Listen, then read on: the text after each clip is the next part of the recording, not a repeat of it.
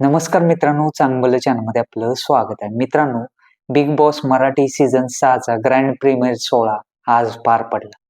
जवळपास 17 स्पर्धकांनी या स्पर्धेमध्ये भाग घेतलेला आहे. या स्पर्धेमध्ये कोण कंटेस्टंट असणार याकडे सर्व प्रेक्षकांचं लक्ष होतं. तर स्पर्धकाचं नाव पुकारलं गेलं, सबसे कातील राधा पाटील. एक जबरदस्त लावणीने त्यांनी एंट्री केली. रितेश देशमुख सरांनी राधा पाटील यांना एक प्रश्न विचारला, तुमच्या फील्डमध्ये नंबर 1 कोण आहे?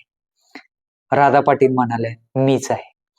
असं मी खूप लोकांना पळवून लावलंय. जे इकडे तिकडे महाराष्ट्रामध्ये नाव गाजते त्यांना तर मी आधीच पळवून लावले आणि मी माझ्या टॅलेंटनुसार कोणालाच घाबरत नाही.